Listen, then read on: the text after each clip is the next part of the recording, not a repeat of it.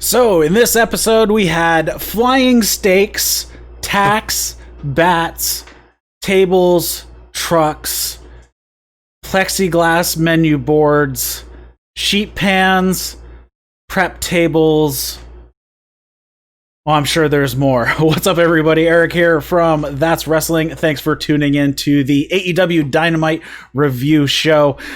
Be sure to head over to the YouTube channel if you are listening to this as a podcast, because we do this show live over there, and hit that bell notification because that lets you know exactly when I schedule a live stream. I try to do it ahead of time as much as possible, especially for New Japan stuff because they don't have a set schedule. Head over to iTunes and leave us a review. It really helps the show out. And if you are watching this over on YouTube, you can grab this as a podcast if you would like as well. So with me, I have the not so king of sloth style, Dustin West. How's it going? Yes, I like that intro. Thank you, brother. And also thank you for not saying "oh my" at the end of that long list of stuff that we got to see on AEW Dynamite. I did that on the Newswire. Okay. Well, all right.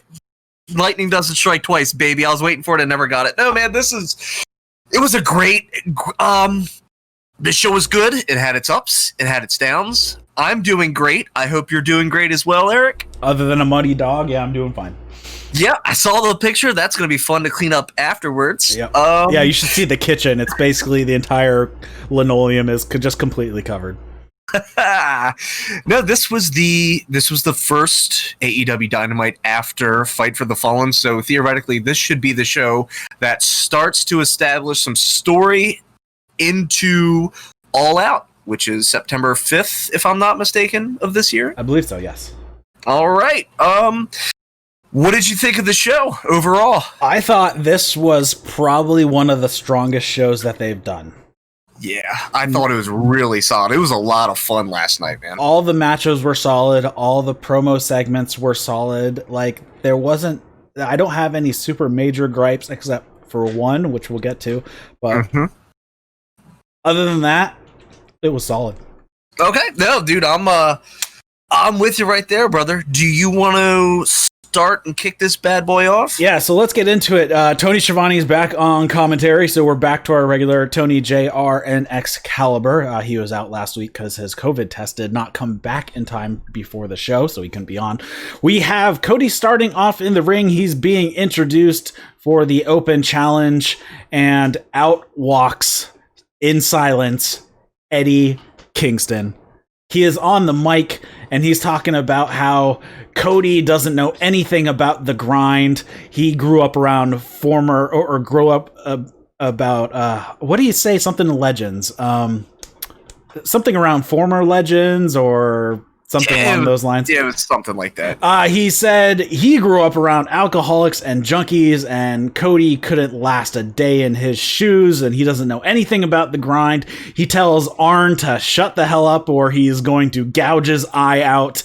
And he says that he had talked to Tony Khan, and he said it could be a DQ match as long as Cody accepted, which Cody does. So we go into Eddie Kingston versus Cody for the TNT Championship. Eddie attacks before the bell, and they fight to the outside. This match basically breaks down into a brawl in and out of the ring. Eddie tweaks his knee, and that is the story of this match. Cody attacks the knee constantly. Eddie sells his knee throughout the entire match. I really liked it. Eddie grabs Cody's weight belt at one point and uses it to whip him. And we have him pulling the mats back on the outside, but Cody ends up giving a backdrop to Kingston. And then Cody introduces him to some nice closed fists to the face. And again, keeps going after the knee. They brawl and brawl and brawl. Kingston jumps out of the ring, goes under the ring, and pulls out a giant bag of thumbtacks, pours them out in the middle of the ring. They're fighting back and forth over the pile. I'm thinking, all right, well, this is obviously that Eddie's going to land on the tacks. Nope. Cody gets power bombed onto the tacks, and then he gets a Saito suplex, and that just like pisses him off. He fires up, hits a massive clothesline. They slap the crap out of each other for a little bit with Kingston on the ground and Cody standing. Cody puts on the figure 4, and Kingston has to tap out. This was no nonsense, no bullshit, no disqualification. I mean, they went right at it.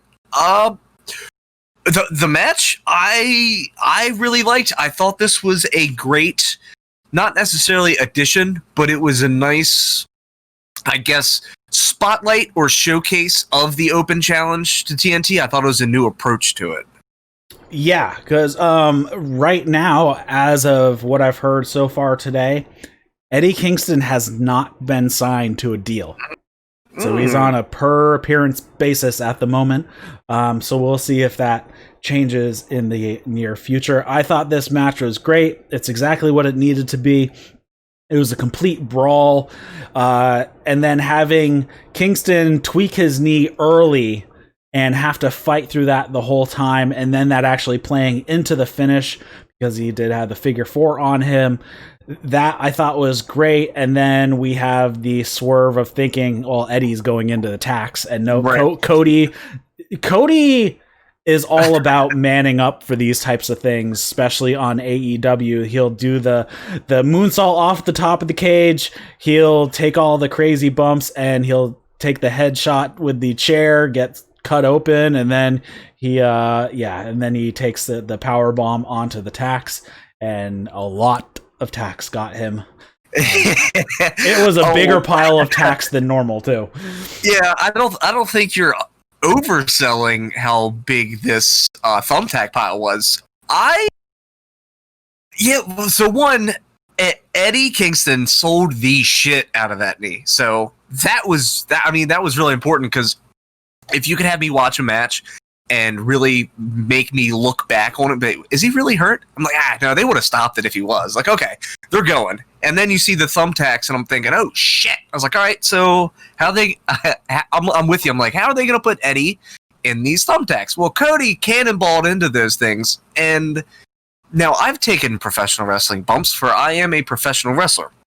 I've never taken those thumbtack bumps.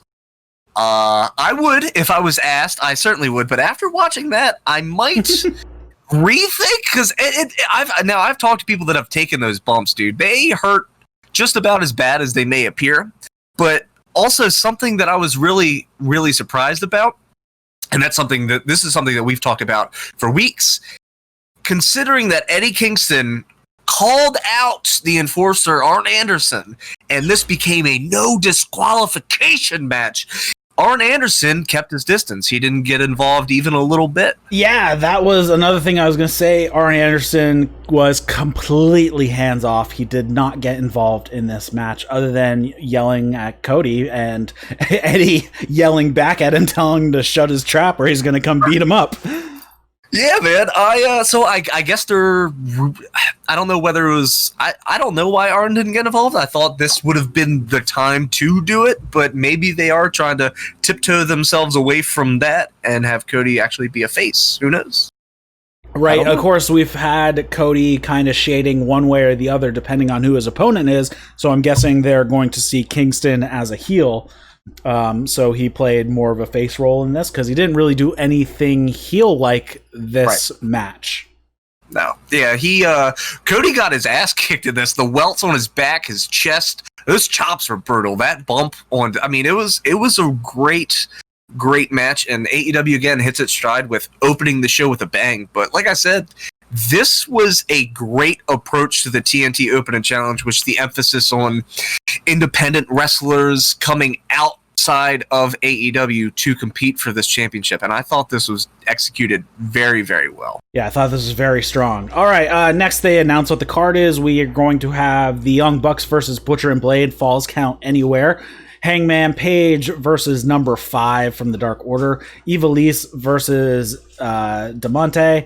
And MJF is going to be in action as well. And then the main event is Luchasaurus and Jungle Boy versus Jericho and Hager. So right after this, we have a quick Jon Moxley promo. It's a video. He says that we're in the business where so many people are completely full of it. I pride myself on keeping it real. What you see is what you get kind of guy, and when I say I'm going to do something, I do it. And like I told Taz, I'm going to try to rip Brian Cage's arm in two.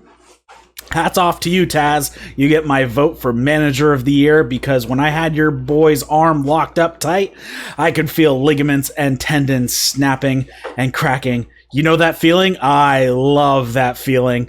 Brian Cage was was this close to 6 months in rehab, surgery, the good painkillers, the whole nine.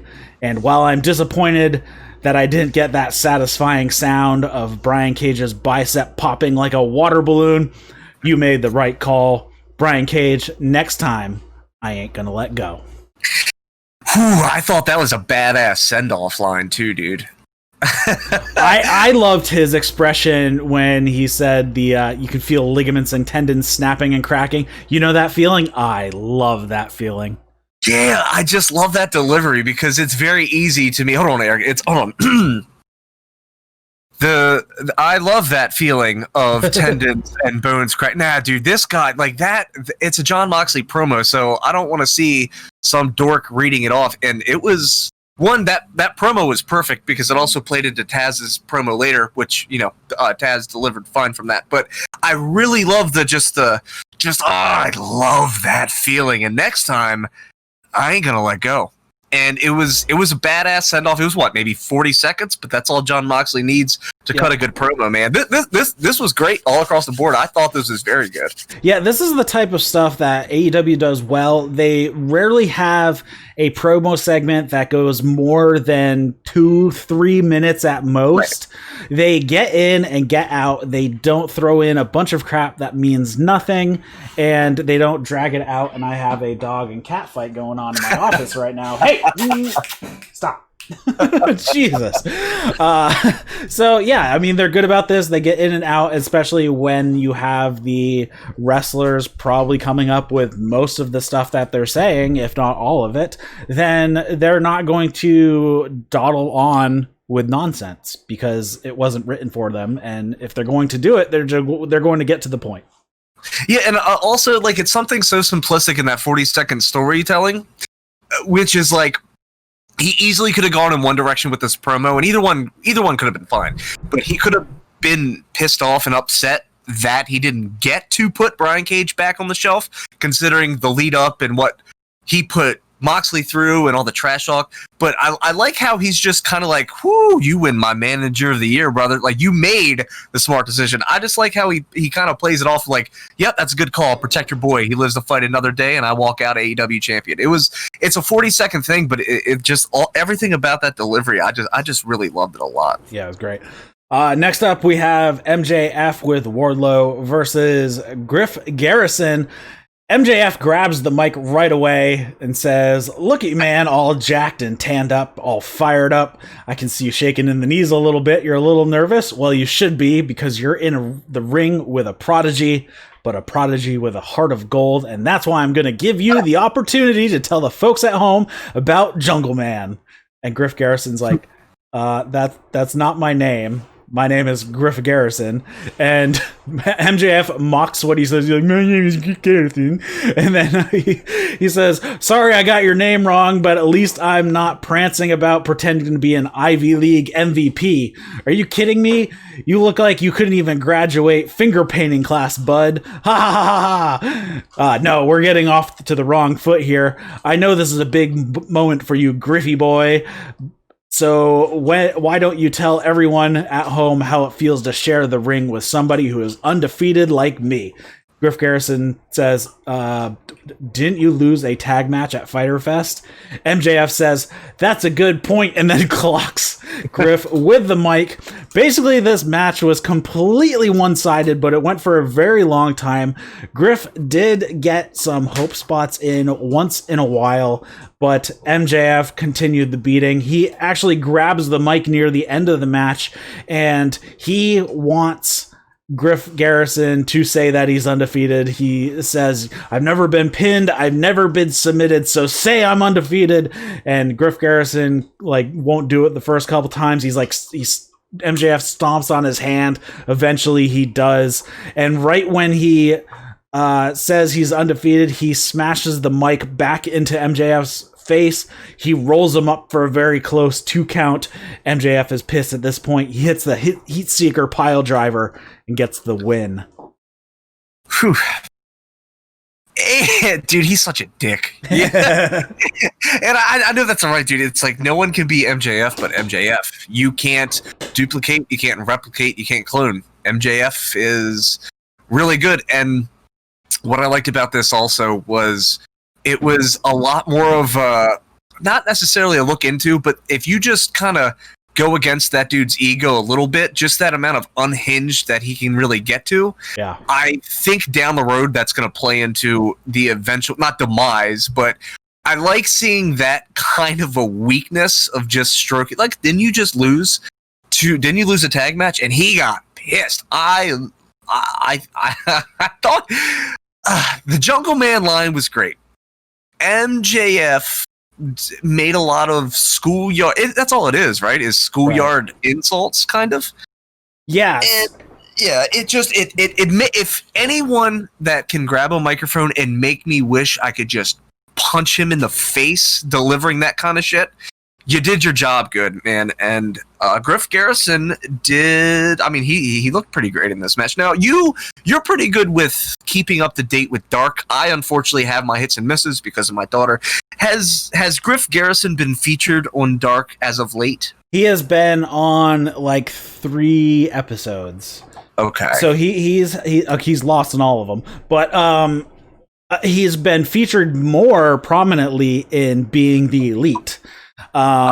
In very funny spots, and he 2 weeks ago he was in the Brody Lee segment where Reynolds and Silver say that they've recruited Jungle Boy, and Brody Lee's like, are you serious? You recruited Jungle Boy? They go into the room and they're looking at the back of Griff Garrison, and he's like, oh my god, it's Jungle Boy, and they turn him around. He's like, you idiots, that's Griff Garrison. And everybody, so now there's a running joke because the first thing that John Silver says is, who the F is Griff Garrison? And he's like, this is Griff Garrison. And and then throughout the entire thing, and then he walks out and Evil Uno and Stu Grayson are outside, and Uno's like, did you see we got Jungle Boy? And Brody Lee's like, that's Griff Garrison. And Uno's like, who the F is Griff Garrison? And then carried over to this past week, it was the same thing. Colt Cabana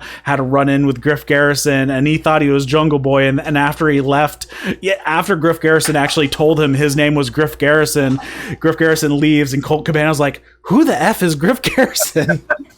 So I did watch BTE this week, man. Colt Cabana, I love that. Who the F is Colt Garrison or Griff Garrison? That's good. Yeah. You definitely have to check out the Brody Lee segment from the week before, though. And jeez, you have to destroy everything in my office, don't you? What is that dog chewing, a Coca-Cola can? What's happening back there? It's now a plastic piece of... Stop it! All right. Let's move on to the Brit Baker segment, and I think you have the summary on this one. Yes, sir. All right. So, did you watch this segment at all, Eric? I did, yes. All right. So here's our bullet points. Mine are not clear. Mine are not going to be as thorough and as clear as yours. But here's the gist of what happened if you watch this. So it kind of starts out with Tony interviewing Reba. And they're in a locker room area, or Rebel, sorry. You're right. Okay. And that plays into that. And he asks, how he asks about Britt Baker's condition. And then he asks, well, since I have you here, do we call you Rebel or Reba? And before she gets a chance to answer, Britt Baker yells for Reba, get back here. You're never here when I need you. They get into the locker room, and it is Reba or Rebel, whatever the hell you want to call her, and Tony Schiavone. And she starts out by saying, ladies and gentlemen, she mentions the conspiracy continues, and she brings up when Sheeta busted her nose, which I remember, and I thought that was literally the start of the Brit Baker we see before us. I like that. She said she returned after Sheeta busted her nose to be the much-needed face of AEW as a role model, or the AEW women's division. And how was she repaid? Her nose was targeted and taken advantage of. She's like, Reba, flip it. Reba flips, I guess it was like a board or whatever segment. It says, rule number 4, never count out a role model. And then she starts talking about she is set for the biggest comeback of all time. Not unlike Tiger Woods in 2019 Masters. Not unlike Rocky defeating Ivan Drago in Rocky 4, which is my personal favorite Rocky film. I don't know about yours, Eric, but that's mine. Then she mentions Michael Jordan coming back to the NBA with the Wizards, and then Tony Schiavone cuts her off and said, well, hang on, Dr. Brit Baker. We had a lot of great comebacks with Michael, but the Wizards never even made the NBA playoffs. And then Tony, are you trying to be an asshole? She says, that's my favorite line, why are you being such an asshole, Tony? Which I thought was really great. And then Reba brings up Michael Jordan beating the Monstars from Space Jam. So I've seen it 19 times, and he beats them every time. Exactly. Not necessarily a comeback, but, they did save the Looney Tunes from the Monstars. And then Brit Baker said she is like Michael Jordan. Don't count her out at all out. So Brit Baker, I guess, has her sights set on returning at All Out. Should be a good one. I'm looking forward to it, especially with all the character work she's been doing. Hopefully she can back it up in the ring. Why do you gotta be such an asshole? I don't know. that was great. That was great to me. She's been great. I love her delivery is hilarious. And when they get into the locker room, she's facing away, and she's like, "Turn this chair around. Why doesn't it turn around by itself?" And Tony turns her around.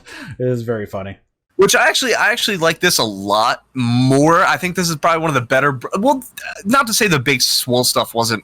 It wasn't terrible, but I liked how they kind of broke away from her sending notes, which they, again, could have easily done this week. But I like when you showcase Brit Baker outside. Not to say her segments on haven't been great, but I thought this was one of the better Brit Baker segments we've seen in recent weeks. Well, I like that they keep shifting between like her gimmicks. They've gone back to the flipboard now.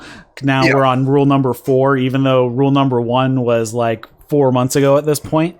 Or about that probably, because it was right after she got her nose broken the first time. That's when the first one came up. So yeah. All right. So moving on, we have Taz and Brian Cage make their way out to the ring. And for those who did not see on AEW Dark, after Darby Allin won his match against Robert Anthony, Brian Cage came out and started beating on Darby Allin. And then when Robert Anthony tried to get involved, Ricky Starks pulled him out of the ring, threw him into the ring post, and then also got into the ring and beat on Darby Allin as well. And then it was announced Taz was going to be talking about it tonight. So here we have Taz. He comes out. He says, it's been a very difficult week. To be honest, we had a few heated arguments, discussions. Brian Cage was close to firing me. I had to explain why I threw in the towel and cost him the AEW championship. The reason why I had to do it, it was business decision. And he said, I realized that the longer Moxley had his badass armbar on the surgically repaired bicep, that I'll be damned if I stand on the outside of the ring and let the machine have his bicep torn a second time. I've had my bicep torn once before, and I wouldn't want to have him have it torn a second time. I stand behind the decision I made as a business decision, and I guarantee that Brian Cage will never end up in that situation again. Brian Cage would never tap out, and that's why he is the FTW championship. It's because he has an FTW mindset, no surrender, no quit. And then Darby Allin's music hits, and he comes down to the ring, but right before he can step through the ropes, he is attacked from behind viciously. Oh my God. Ricky Starks just collided with him, and Cage powerbombs Darby on the stage, throws him into the ring. Ricky Starks hits Allen as well, grabs the skateboard, and then Cage is about to wind up and hit Allen with it, and that's when Moxley runs out with a barbed wire bat for the save and runs off Cage and Ricky Starks and Taz. Whew. Yeah. Yeah, no, I had my daughter in my arms, and I just fed her, and I just started to put her to sleep, and I was watching this unfold, and I was like, okay, and I was just about to get up and put my daughter in her crib, and then Ricky Starks hit Darby Allin. I went, oh shit, like really. It looked very vicious, but something about Taz promo, of course, it was really good. So, because I'm kind of curious where this goes, because you've seen Brian Cage at Double or Nothing take out Darby Allin. That's why he's been, out. He comes back, he attacks Brian Cage, but earlier in the night we saw Jon Moxley cut a promo on Brian Cage and Taz. This one we get a Taz promo focused directly towards Jon Moxley. Then Darby Allin comes out to take care of Brian Cage, and then Ricky Starks come out, and then Jon Moxley comes out. So I want to know, obviously we're going to find out in the later weeks, but I want to know if Brian Cage is still going to be in the AEW championship picture, or if the Darby Allin Brian Cage thing is going to set itself up. I'm assuming it's going to be Brian Cage, Darby Allin, because they have not had a rematch for the title. Even with the former champion, Jericho, he has not had a rematch either. So I don't see that happening, because they've never done a match twice for the AEW championship. So even for challengers to Moxley, nobody's challenged Moxley, who had also challenged Jericho. So we are always having new contenders, so I doubt this is going to go back to a second match between Moxley and Cage. So I assume it's going to set up Darby Allin and Cage, or it might go Darby Allin, Ricky Starks first to put up a roadblock between him and Cage, and then him and Allin and Cage will be probably at All Out, so they'll have like Ricky Starks, Allin through the rest of the summer. Oh my god. No, all right, so I don't, but the fact that they're doing it this way, and the fact that we're sitting here speculating, trying to figure out what they're doing, means that they're doing their job exactly. I do not think that it's going to be Jon Moxley versus Brian Cage in a rematch. But what I like how they did is you kind of cut these promos at different spots of the show, point them against each other, and then you introduce this whole new element. So the fact that they're kind of pulling this off, that we kind of think we know where it's going, but we might not be surprised if it doesn't, but it would be great if they did. The fact that we get to sit here and talk about it means that they definitely have an idea for All Out, but they're doing a really great job with keeping us out of that loop. They want to keep us guessing.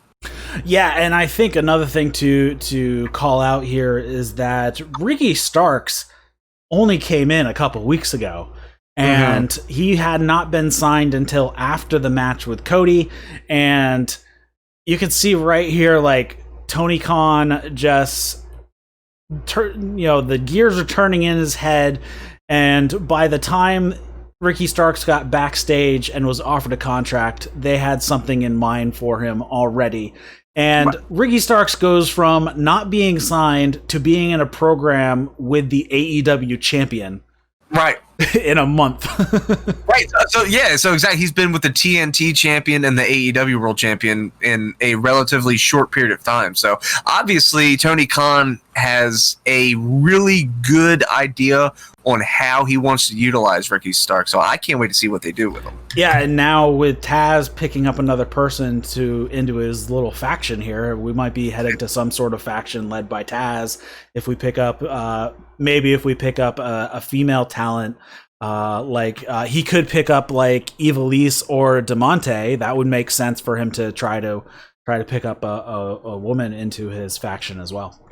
Yeah, man, the wheels are turning, brother, and the fact that I can't predict what's going to happen means All Out is just their booking, man. They're knocking it out the park.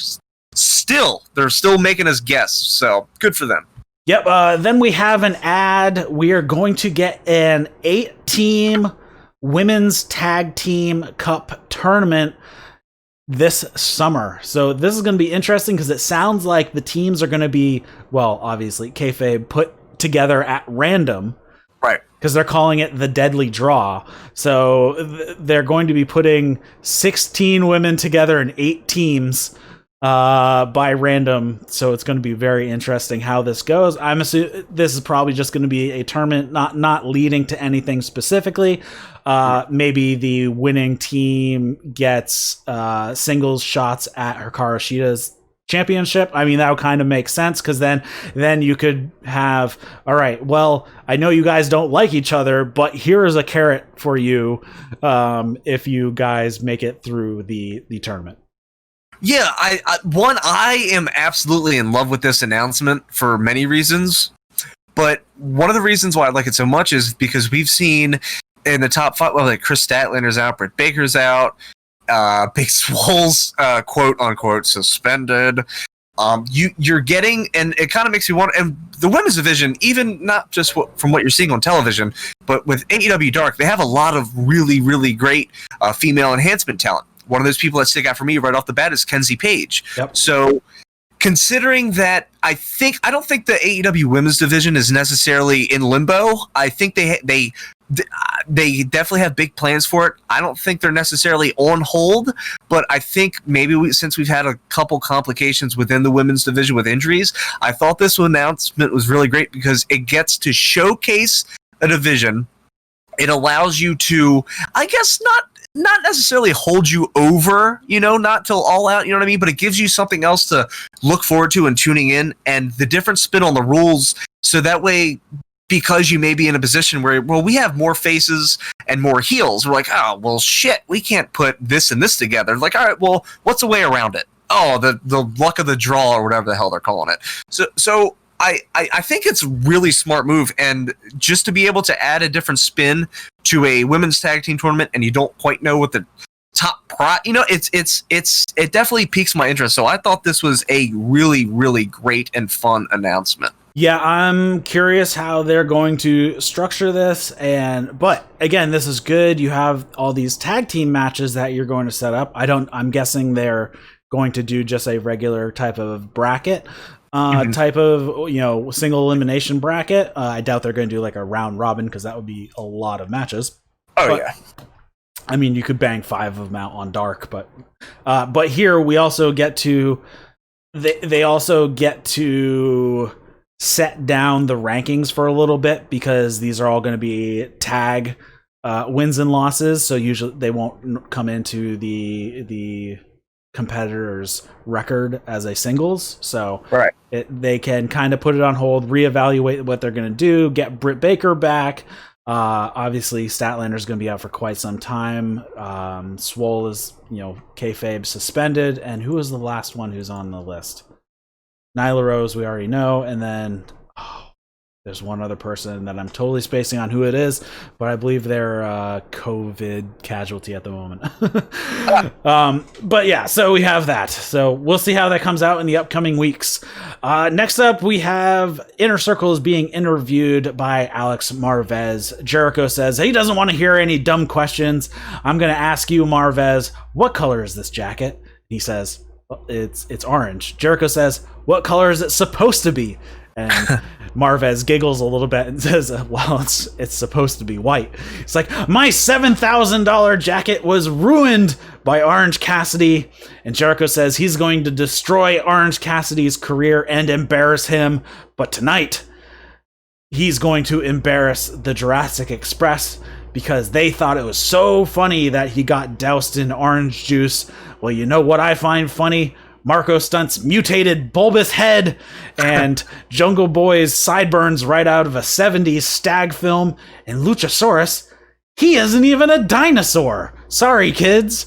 And then I watched this a couple times to write down some of this stuff, and Alex is trying so hard not to break. He is like, you can see him like pressing his lips together, just like clenching his jaw.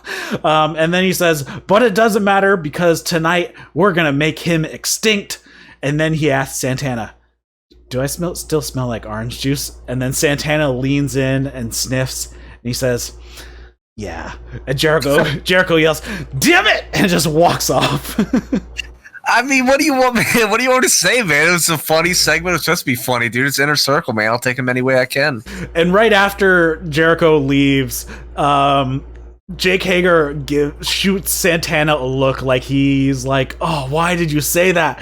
And Santana's like, what? You want me to lie to him?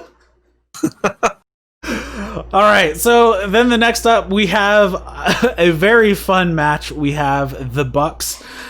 They want to start the Falls Count Anywhere match right now, so they have the ref with them, and they're looking around the facility, and they walk into the kitchen prep or food prep area for the facility, and there's Butcher and Blade. They're cutting up meat. And they're like, we want to start this match now. So the Butcher and Blade are like, okay. They both walk over to the sink and slowly wash their hands. And then it kicks off. They fight in the kitchen. Nick gets a power bomb onto the prep table. Matt gets suplexed onto another prep table. I believe it was Matt flings some steaks at both Butcher and Blade and like slaps Butcher with one of them. They eventually fight out of the kitchen onto the concourse. This one was pretty funny. They fight against this big concrete pillar, and the Bucks are against it. And the Butcher and Blade find this dolly that the Blade gets on, and he's riding it as the Butcher pushes it into the concrete post. After the Bucks moved out of the way, Matt gets tossed into the back of an AEW truck. Nick gets lawn darted into the door of the truck with his own face on it. Matt does a cannonball out of the truck onto Butcher and Blade, and then Blade gets sent through a plexiglass menu board.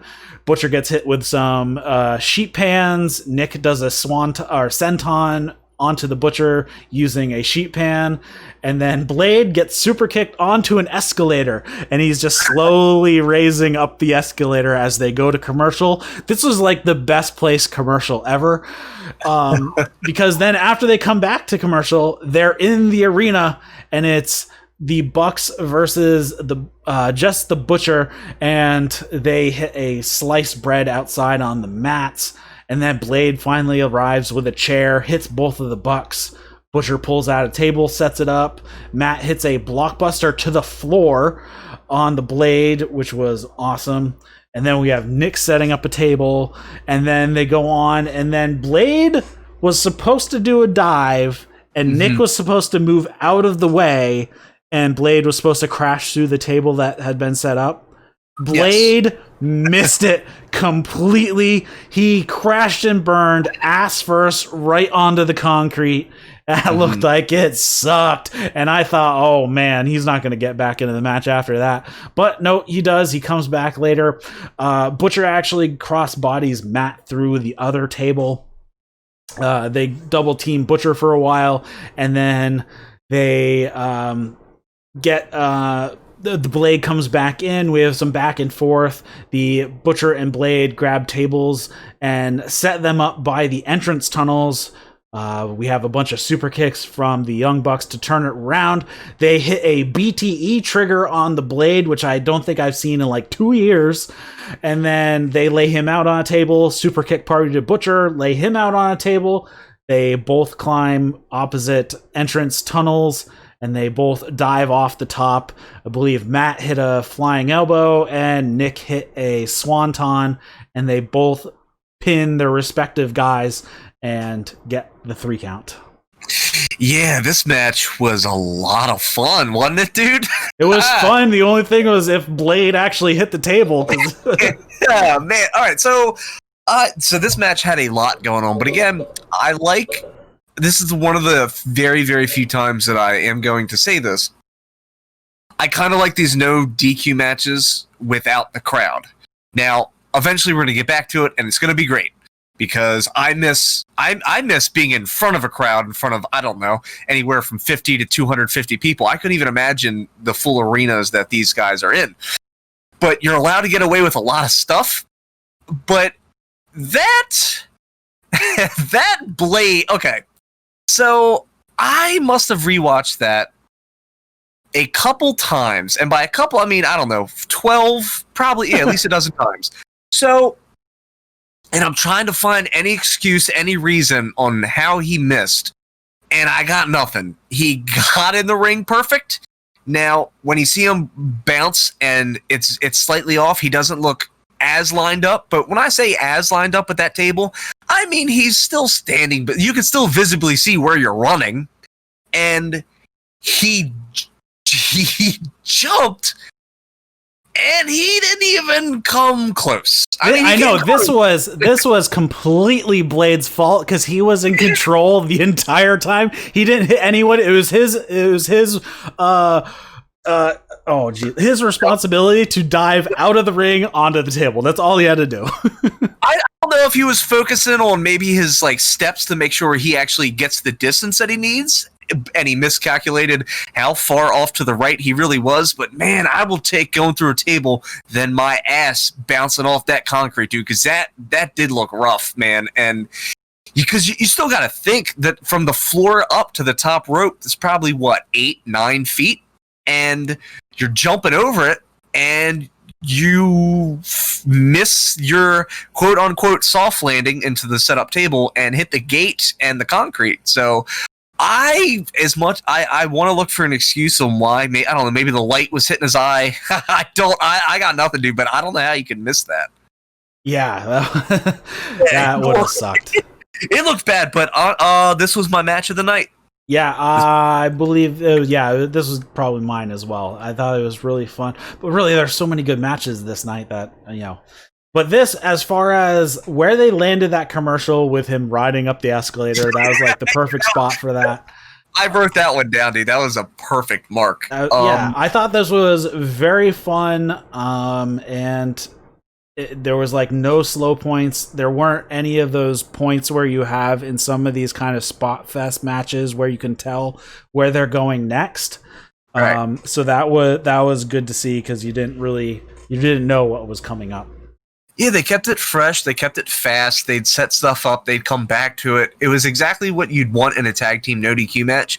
And I think with the tag team, also with the camera crew, kudos to them because when they were backstage, dude, they were like, I mean, I know they probably had at least two, but they were really trying to keep up with the pace because I doubt they were able to walk through with the camera crew where they're going to go. So the camera crew did a great job keeping stride, getting the shots that they needed to get, as much stuff as they were utilizing and using and throwing the meat. I mean, this match was fun. And by the way, this match closed the first hour. This is like main event quality stuff. We got it to close the 9 o'clock hour. So this was I mean, like we said, this was a fun match. Yeah. Then we have Alex Marvez is in the back. He's looking for Jake Hager and Lance Archer. Jacob Roberts and Lance Archer, and they end up finding him first. He wants to ask a question. Archer is pissed. He drags Alex by the collar into this locker room where there's just like 4 dudes hanging out. He beats up everyone in the locker room. He tosses a dude up into the ceiling, which knocks out one of the drop ceiling tiles. He throws him across the locker room and then dumps him in a trash can like you would see a high school bully do to the nerdy kid in every movie ever. This entire time Jake Roberts was talking, I didn't write down a single thing he said because I was just watching Lance Archer do his thing. I did the exact same thing. And then when we were talking about the show, I realized I needed to go back, and I did get the notes. So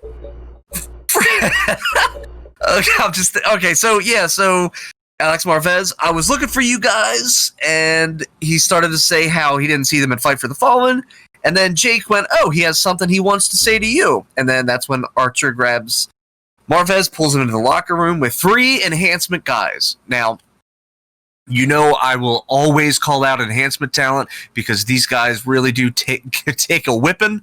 And if you do your job right, you make the dude look strong, which is your job. And I don't think that really gets. I appreciate the term jobbing. I don't really like it. The enhancement talent, I do like a lot more because these guys, it's like unsung shit that they're doing. But that dude that got thrown into the ceiling. You want him, and he was what, maybe $165? Probably around that, yeah. Now, I can lift 165. I can lift 165 over my head. What I can't do is throw it into a ceiling. So that's like impressive. But the whole time this is going on, when I went back, it was very simple. It was very Jake Roberts. Just a subtle tone in his voice, how it carries the delivery. He said, "We're getting frustrated sitting around here like unused furniture. We look so good sitting there, but nobody wants anything to do with us. So sooner or later, someone in AEW has to stand up and take this because we are tired of it." That's what he said. And then Archer came over after he put that same guy that he just threw into the ceiling. Previously, he threw him in the garbage can. He came over and he was mumbling something. I couldn't quite pick it up. He was breathing really heavy. He was speaking under his breath, but it was something about fear. And I guess we'll see. And then he just shoves Marvez and storms out of the locker room. So that was it. And everybody dies. Yeah, and everyone was murdered that day. No, so this segment, I loved it because for one reason and one reason only. So my thing was Lance Archer. I'm not saying he disappeared because he had that Joey Janela match, which I will defend until the day I die, saying Joey Janela was robbed and he should have won. Not necessarily because I needed that tally, but that's besides the point. Ever since that TNT Championship match, I'm not saying he kind of fizzled, but Lance Archer hasn't really been showcased as much as the monster as he has been. Now, this segment, he was about to be interviewed in a garage, grabbed Marvez, pulled him in, kicked ass, threw a dude in the ceiling, threw a dude in the locker room, threw a guy in the garbage, and then walked out. I loved this because it was, again, 45 seconds, maybe a minute total, and you immediately reminded everybody of the threat that is the murder hawk, Lance Archer. So this segment, also where it was placed right after the Falls Count Anywhere match, I thought was perfect. You put Lance Archer right back in there in the conversation of, oh shit, we really do have powerhouse here. So I thought this was really great, and it made him feel relevant again. Yeah, so we'll see where he goes after this because he doesn't have anything lined up currently. At least I don't see anything that he would be lined up with for some sort of story. Right. Next up, we have Diamante versus Eva Elise. This is Eva Elise's first appearance on AEW since the way back on the first Casino Battle Royale, Women's Casino Battle Royale. I thought she was going to sign all the way back then, but she didn't sign, or I'm not even sure if she signed now. But anyway, she was on here with Diamante, and they are jaw-jacking right before the bell. Eva Elise decides to attack right before the bell happens.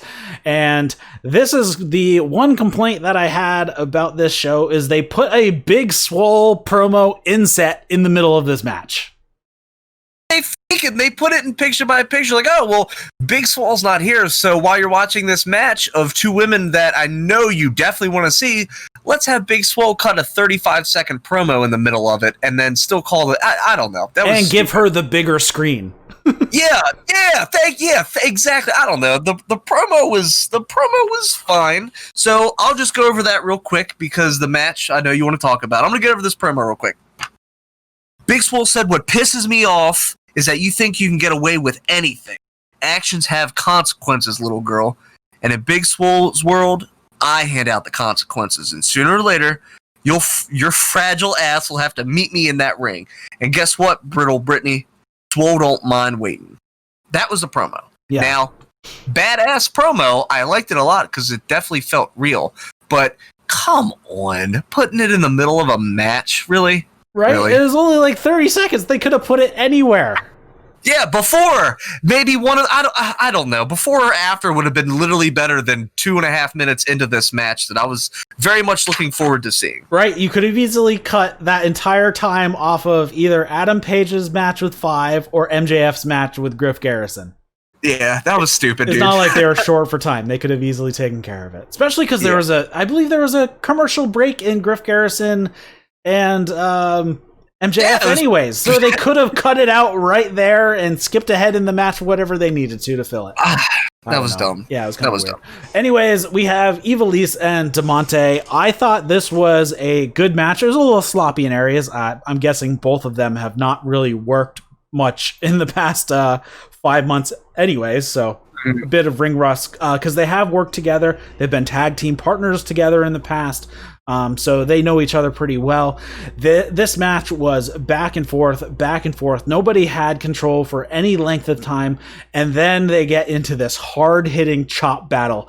They exchange chops like you would see Ishii and Suzuki exchange chops with each other. Just back and forth. They had to exchange like 30 shots apiece. All right, now I'm gonna cut you off really, really quick about a chest chop. Now, if you've never taken one, and I mean a legit chest chop from a legit professional wrestler, I'm gonna tell you this, dude. They hurt like absolute shit. Now, I think I'm a pretty tough dude. I could stand there and I could eat a couple of them. But after about 6 or 7, I'm trying to tighten or I'm trying to turn because those things hurt, dude. These two chicks were going at it, man. It was insane. They must have thrown, at least 16 a piece to each other, man. It was insane. That's one thing I always loved about Ivelisse back in like Lucha Underground, because she would be in there with the guys, so she's gonna go as hard as they do.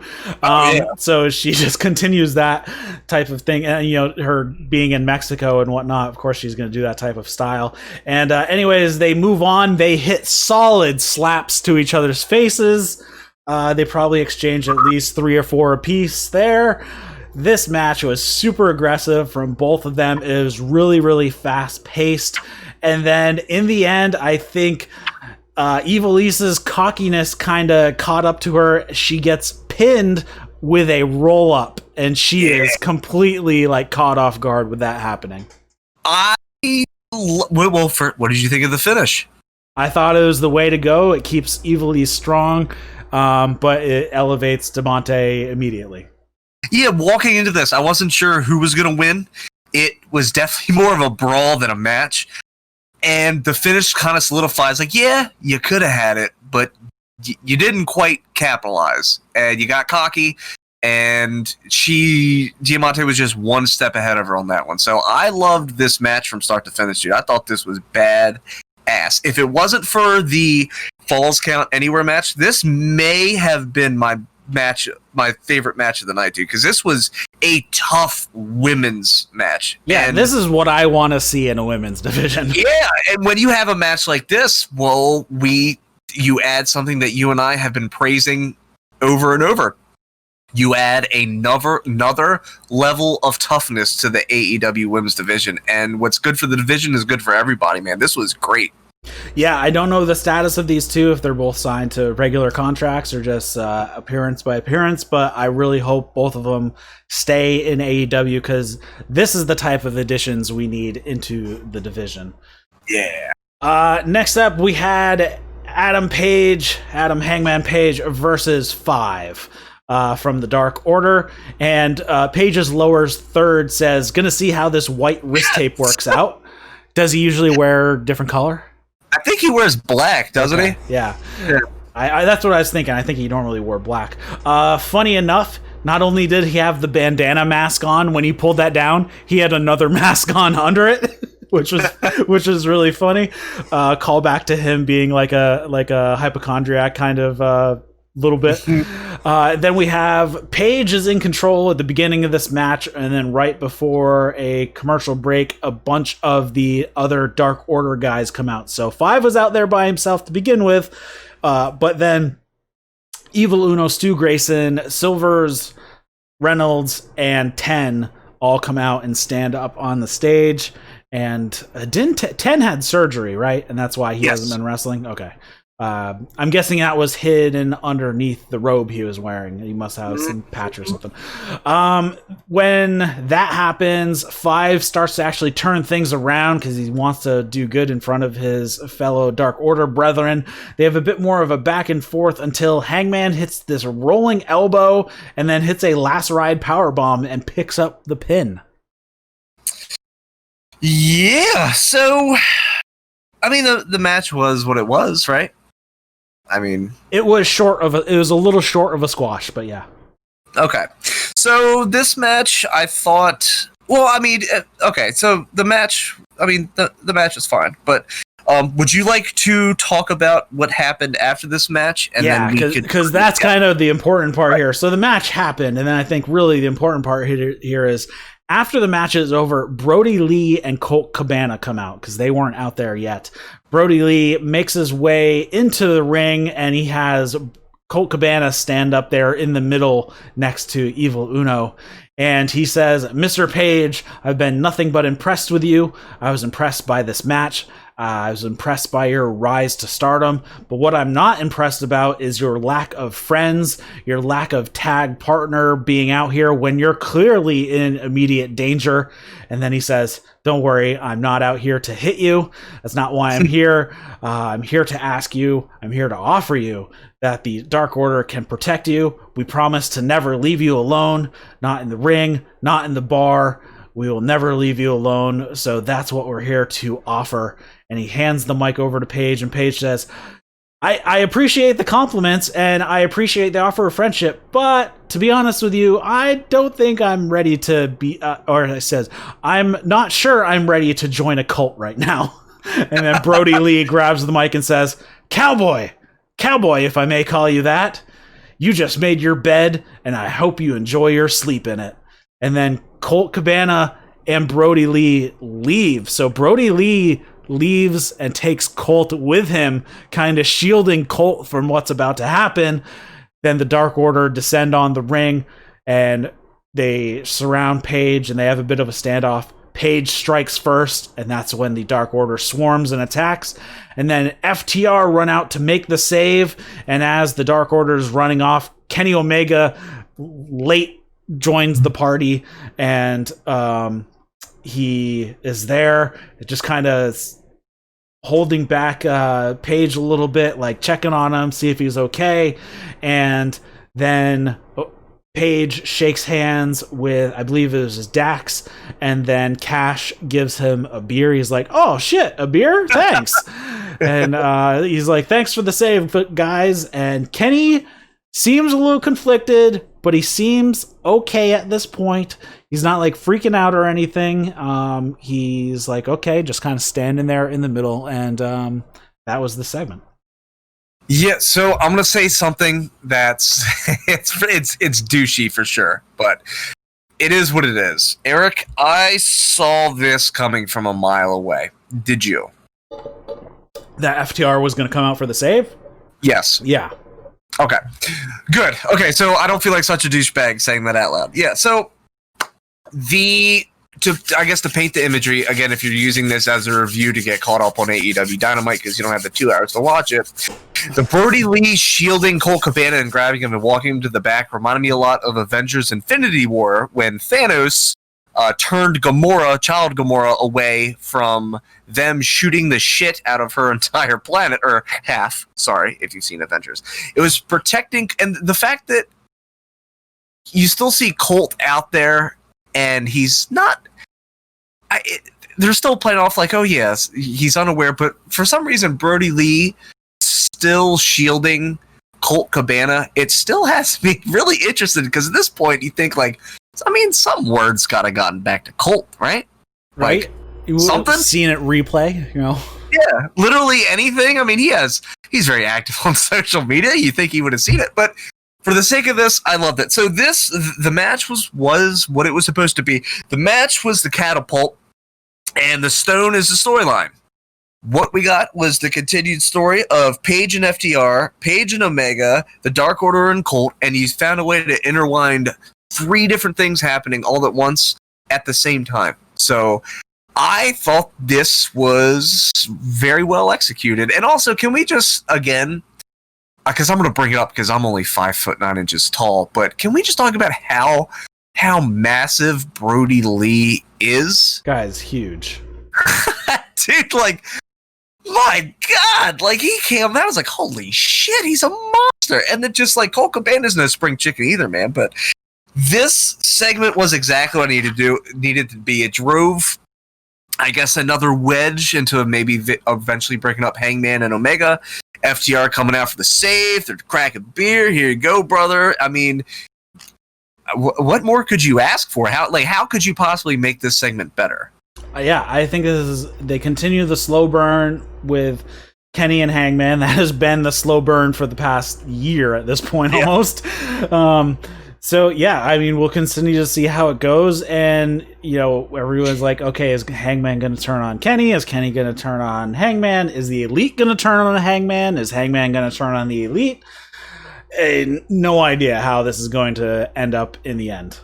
I can't. Dude, this payoff, I'm really hoping it builds up to what it's going to be, man. Because in my mind, I need to kind of take a step out of my own mind and just kind of take a breather and not get my own expectations up. But where they're heading with this and where they have been and the stories they've been telling, it's kind of hard to not get excited for this. Yeah.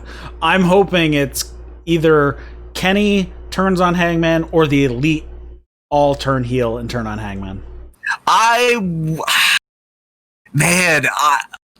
would actually prefer the Elite to turn on Hangman. I really would. But I think that would be great. Imagine the heel Bucks and Omega. That would be great. That'd be awesome. Man, the sky is the limit, dude. I cannot wait. Especially if they go back to, you know, how they were in like Japan, you know, Bullet Club and all that fun stuff. I think that could be gold right there.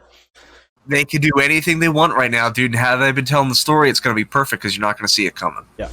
And then we have the last match of the evening. It is Jungle Boy and Luchasaurus with Marco Stunt at ringside versus Jericho and Hager with Ortiz and Santana at ringside. So when the Inner Circle get out there, did you see that they're hesitant looking up into the lighting rig to make sure that there was nothing up there? I saw that. Yeah, that was great. Jungle Boy and Jericho start it off, and they go back and forth until Jungle Boy hits a drop kick, and Jericho decides to bail at that point. And then we have Luchasaurus and Hager have a bit of a hoss fight. They are exchanging strikes, and then Hager puts on an ankle lock, and Jericho and Hager tag in and out a couple times working on Luchasaurus's ankle, and then Luchasaurus's ear is bleeding. I am not sure what happened, but it looked like his earlobe got ripped. Did not look like that. Felt very good. I don't know on what. I must have went back like 6 or 7 times. I could not find the spot. Then we have we get back to Jungle Boy and Jericho again having a segment. Jungle Boy hits a dive onto Santana Ortiz on the outside, and then he does a springboard. It ended up more like a flatliner, but I think it was supposed to be a tornado DDT. And then behind the ref's back, while the ref is dealing with Santana or Ortiz on the outside, Marco hits a Hurricanrana on Jericho. Jungle Boy gets a couple of 2 counts there. They show Matt Hardy up in the bleachers watching a couple times, so I'm not sure if that's going to play into anything. He was just sitting by himself up in the bleachers, so not sure. Was that in the commercial or was that regular? I think that was in commercial because I didn't catch it. Okay, because it happened twice, so I'm not sure if it happened in the commercial or not. Jungle Boy ends up getting worked over for quite a long time during the commercial break, and actually during the commercial break, when Jericho starts yelling, "I'm crazy! I'm crazy!" It's pretty funny. And then it goes on. Jericho grabs the bat and then gets into a scuffle with Aubrey. She grabs the bat from him, but Jericho takes it back from her and she starts pushing him back. And Jericho actually pushed her once, and she is like really mad and like yelling at him. He drops the bat out onto the outside, and then we have a Luchasaurus hot tag. He takes out Jericho and Hager and Santana Ortiz and just runs wild.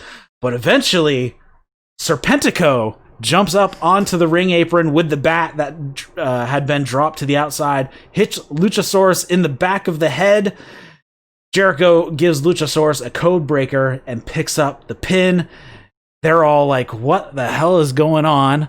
And Serpentico gets in. They start beating on Jungle Boy and Marco Stunt and Luchasaurus. Serpentico goes up to the top rope, hits a shooting star press, and then he gets up and he goes to take his mask off, and it's Sammy Guevara. And Jericho is like, oh my God! And they like hug and give their stupid smile that they do. And then Orange Cassidy's music hits and he comes strolling out, but the best friends run out in front of him and the Inner Circle run off. And in the end, we have the Inner Circle up in the bleachers, flipping off the middle finger. And then we have Jurassic Express, best friends, and Orange Cassidy standing in the ring to end out the show. And then we get told that actually we're going to have best friends, Luchasaurus and Jungle Boy and Orange Cassidy versus Inner Circle in a 5-on-5 next week. Yeah, so the match alone was it was good. It was exactly what I thought it was going to be. But for a main event, for a tag match, like how it kind of went, I remember thinking like, this is the main event. Like, why didn't we just do the Falls Count Anywhere for the main? But then the main event is going to be Sammy Guevara making his comeback. Yep. And that is definitely main event worthy because I have missed seeing him with these guys every step of the way. Yeah, and like I was looking, like as soon as he popped up, I'm like, is that Sammy? Like, but I was looking and he didn't move like Sammy normally moved. Right. But then I realized, well, he's missing the forearm tattoo. Serpentico it's a small forearm tattoo that Serpentico has, so it's not like something huge that you notice. I'm like, oh wait, he doesn't have the forearm tattoo. And then he goes up and does the shooting star press, and then obviously it was Sammy. But like they did a good job hiding it. Like I really thought it was Serpentico for a little bit until I realized the discrepancies. But that I'm like, sweet, Serpentico joins the Inner Circle. That'd be awesome. Yeah, I thought, okay, so yeah, I was in the same boat. Because I saw how he was standing, and I was like, that's not Sammy Guevara's stance. And then what did it for me was right before he started to climb the ropes, it was just, I guess, maybe his body language and his upper body. Not necessarily a slouch, but Sammy Guevara kind of has this stance. And then when I saw him climb, I'm like, yeah, this could be Sammy. As soon as I saw that executed shooting star, because Sammy hangs. Mm-hmm. When he jumps for that shooting star, dude, that dude just hangs. I was like, oh, yes! Like, he is back. But also, so I thought it was kind of funny, because my brain works different than a lot of people. So when I saw, Orange Cassidy came out, Best Friends came out, they started brawling, and then they go and they show the Inner Circle flipping off, which was funny to me. Was they announced that match of Jurassic Express and Best Friends versus the Inner Circle in a 5v5 tag match next week. What was funny, because how my brain works, I imagined Tony, of course, we knew it was going to be set up for next week already, but in my brain, being the kid I am still watching this stuff, I picture Tony Khan immediately shouting in a headset, tell him next week it's 5v5, like I just picture that, because they wasted no time announcing. I guess, yeah, so that's how my dumb, stupid wrestling mark brain works. But no, this Sammy Guevara's back, baby. The Inner Circle's complete again. Yeah. Oh, sorry. And to talk about this match, I love Jericho gave Jungle Boy so much in this match. Jungle Boy got a ton of offense in on Jericho, had that a couple very close near falls, and hit that springboard, what turned into a flatliner, and a whole bunch of stuff. Jungle Boy looked great in this, and then even Luchasaurus, he got in all of his stuff onto Jericho. Jericho took a lot more punishment in this match than you would normally see from a Jericho match, so that was pretty good to see him get so much heat on him. Yeah, and I thought that was really smart, because if you really think about the setup, it's Jungle Boy and Luchasaurus. So you have a big guy right there and an average guy there, and then you have Jericho, an average guy, and then you have another big guy. This also showcased a lot of the versatility and the difference between the two big dudes in AEW and what different things they bring to the table besides pickups and slams and advertising strength, because everything from their tags to the ins and the outs, everything was very fresh with these guys. And especially, yeah, like you said with Jericho, he absorbed a lot of punishment, especially in a tag match. But if you really think about it, if you're to put Hager in to take most of the punishment, you're thinking, well, Hager's a big dude. Obviously, he could do a lot of other stuff too. But like Jericho really did more than I think he needed to, and I think he did it for the sake of setting up everyone else. And that's just a pro move, man. That was awesome. Yeah, I find a lot of how they structure some of the matches with the younger talent, especially the talent that just gets jobbed a lot. I mean, Jungle Boy loses a lot, but yeah. I think how they structure it's very similar to what you would see in New Japan's Young Lion system. The Young Lion is always going to be taking the fall. You always know that, but they're going to be in there with the vet. The vet is going to let them get a ton in, but the vet is going to come back and get the victory in the end. And we see a lot of these guys. We got Jungle Boy, less so with Marco. Who else is somebody? Even Sammy. Sammy gets jobbed constantly. Oh, yeah. But we see them getting better and better over the course of the year or the course of the next couple of years, and they work their way up, and then they finally start winning. So we get the full journey from normally what you would see in New Japan is the young lions come out, but then they go on to excursion and then they come back. But in this we have Jungle Boy and Sammy. They're like the young lions. They're going to be the ones eating the pin all the time.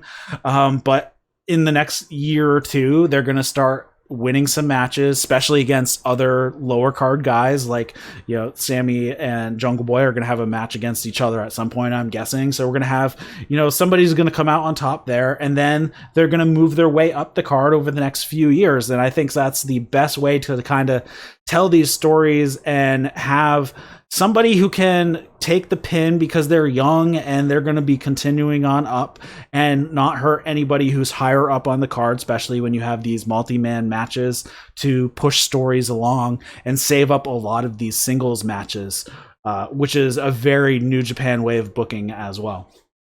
Yeah, man, and it's really funny that you bring that up about like taking those pins. Have you listened to Luke Gallows and Carl Anderson on the Countdown to F-Town? The Talking Shop podcast they just did? I listened to that, yeah. Okay, so do you remember when they were literally discussing how in the WWE, how they think a lot of the old heads in the back would talk about how, ooh, man, this guy, like, he loses a lot, like, he gets pinned a lot. It's like, yeah, asshole, because you booked him to lose. Right. And there's some guys a lot more hesitant to take the pin. And it's kind of a really garbage way to, like, look at it, which I guess I kind of understand. But especially being a worker myself, it's never about taking the pin. It's always about the quality of the match. It's never about win or lose. It's always about that. And every time you see these kinds of things happen in AEW, it's literally for the better of AEW. There's no real ego there, dude. It's a lot of it is, dude. It's like a team. It's like, okay, you're gonna take the pin here, but then 2 weeks later, Sammy Guevara, he'll take the pin. He'll get the shit beat out of him. But guess what? And then 2 weeks, he shines. Right. And it's all about setting AEW up to succeed, and this match was a perfect example of that. Right. I mean, it's how you perform in the match. You get over with the crowd, regardless of the outcome of the match, versus kind of WWE's way of booking is you looked like crap in the match, plus you lost. Mm-hmm. And they, and then Gallows and Anderson were talking about how they got the double stacked pin after like 2 minutes from Drew McIntyre. They're like, what the, it's ridiculous. So, but here, it all has a reason. It's not going to hurt you in the long run because the person booking it is booking it on purpose. They know what they're doing, and that in the future, what happens now is what happens in the ring matters more than how the end of the match happens. And that is what elevates you up the card, not really your win-loss record, because that's all dictated by the booker. The booker Right. can make you huge, or the booker can make you not huge. And if as long as the booker isn't hurting you by beating you, you're fine. Yeah, man. It's just everything about this main event just points to just really great. It's a focus on storytelling, and I think that's something that really needs to be noticed and really acknowledged. Which, I mean, we point it out all the time because they do such a great job. But dude, like, where this is a 2-hour show every week, and considering everything else is going on, you know, you want to be entertained. You want to be put in this mindset of, well, what's happening in the world of professional wrestling. And for 2 hours a night, depending on if you're watching NXT or AEW, you're going to walk away with something really good. And 2 hours of, I mean, also, if you want to talk about setting up, not just talking about that match in the main event, but we could talk about all day about what we just talked about earlier, which was the Hangman Page, FTR, like the Dark Order, Colt Cabana. They did that all in one. So you're just setting all these things up in different aspects and ways. And the way they're setting this one up is just they're letting every single person, whether win or lose, shine, dude. And it's not getting old to watch, because when you get people that really put other things forward instead of how you look personally, you're going to come across as you're having fun. And that's what it's supposed to be, man. And last night's episode of Dynamite was no different, dude. It was a great example of what you could do if you just have fun and try to entertain. Yeah, I've been impressed. We're, just over a year past the first official AEW show, which was Double or Nothing, and I am impressed with how Tony Khan has decided to book. Obviously, he has a bunch of guys around him as well, with Omega and the Bucks and Cody all pitching in with this. But obviously, that Tony makes the final call, and he's taking a very smart approach on how he's doing stuff, and very impressive for a guy who has not worked in the business and just started booking a national wrestling show. Yeah, man. And I'm not gonna sit here and I'm not gonna, talk up AEW, but like we talk about AEW Dynamite, but NXT is not a bad show. I still DVR and watch it when I can, but the approaches are two different ways, and you definitely get out what you put in. And a perfect example is you watch how the WWE has handled this COVID stuff and the layoffs and the first wave and this and that and this and this and this and this. And then Tony Khan, you got a guy here who they're not doing anything in front of live crowds. Granted, it is great. They do have Daly's Place in the Jacksonville Jaguars arena, but you have a dude who's literally, while all this is going on, he's getting guys like, Ricky Starks, who wasn't signed, and he brought him in. And then, you bring in other independent guys who aren't necessarily working as much because of this, like Eddie Kingston, and you just put them in to showcase professional wrestling, not showcasing AEW. You're showcasing talent, and you're putting these investments in people, and he's still making moves and signing people in a time where financially I'm sure they're doing well because TNT likes what they're getting back out of it. But I mean, there's no door sales, there's no product sales, there's no merch sales unless you're buying off the website. But Tony Khan is making these decisions and taking these chances, and what you're witnessing is the talent and the people that work going, whew, well, all right, we're still here. We're somehow still doing it. Let's have some fun and put on a show. There's a crowd of maybe less than 100 people, and it's all production. And what you're witnessing is people having fun. And if they're having fun, I'm having fun. And it's just a great time right now. Yeah, and I don't know. Did you see Jack Evans's tweet? I did not. So he is like, he had to call out. He's like, I've never worked for a company like this.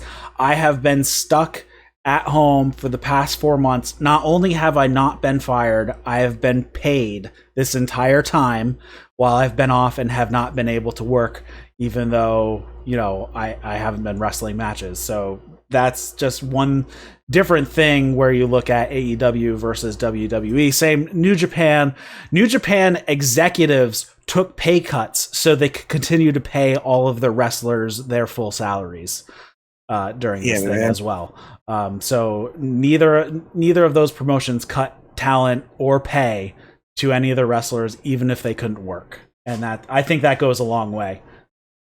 Yeah, and I honestly, I wish I had the problems of running a multi-billion-dollar company like WWE sometimes. Right. But you see some of these things and how other promotions and stuff are handling, and I'm not gonna knock anything WWE, brother. You know, they're a company, they're making moves, they're figuring stuff out. But then you hear these kinds of stories about like Impact. They're still signing, you know, the Good Brothers, and they signed Slater and EC3, and you get AEW still making moves, man. It's just, you get to see a company that genuinely cares about its workers, and you get to see the mindset of not just the workers, but if you have a guy who's like, if Tony Khan was a total, I mean, you could pick up what you're getting from him just by whether you're on social media or what goes on in the ring. Because if you're a disgruntled employee, you're probably not going to give 110%. But these guys they're still making moves, and they're still sacrificing a lot to be on these shows on Dark and stuff like that. So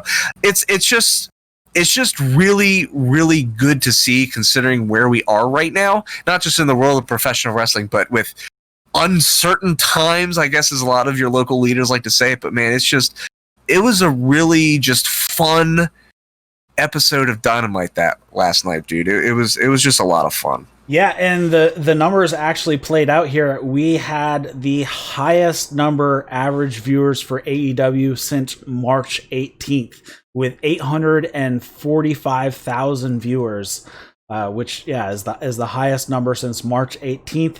NXT did not do very good. They were down to 615 this week. So I don't even think just looking at the card on paper, I wouldn't expect it to bring in a bigger number than last week or even during Fyter Fest. But right. I mean, I was still intrigued about the matches. And next week we have 2 title matches again. We have, so next week's card, we have Evil Uno and Stu Grayson versus Omega and Hangman for the tag titles. We have another Cody TNT Championship Open Challenge match. We don't know who that will be, so we have 2 title matches already. We have Diamante versus Hikaru Shida. That is going to be a non-title match. And then we have Ricky Starks and Brian Cage versus Darby Allin and Jon Moxley in our Tornado tag next week. And then we have Inner Circle versus Best Friends, Orange Cassidy, Luchasaurus, and Jungle Boy. So we have 5 huge matches next week, 2 of them being title matches once again, and with the tag titles on the line. So it should be a solid week next week. And given that they were up 845 this week, that's a good number, going all the way back to the beginning of the pandemic.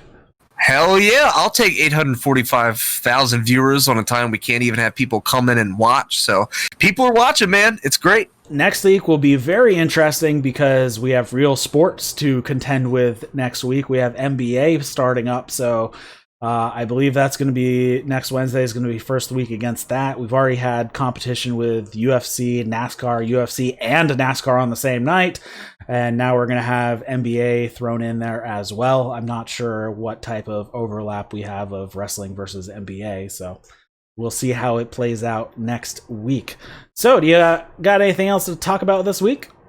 No, man. Well, I want to give the listeners here a little bit of a heads up. I will not be on the podcast for the next 2 weeks. So it's going to go one of 2 ways. You're going to listen to whichever great talent that Eric has planned to fill in for me. You're going to listen to him, and you're going to say, don't you ever put Dustin West back on the show again because he's garbage, or you're going to miss me, man. But I am making moves outside of this podcast, so I will not be on for the next couple weeks. But so just I will probably still be listening, so I will not be here, man. But I just want to, of course, give a shout out to Ray Alexander. He is my mentor. He is my coach.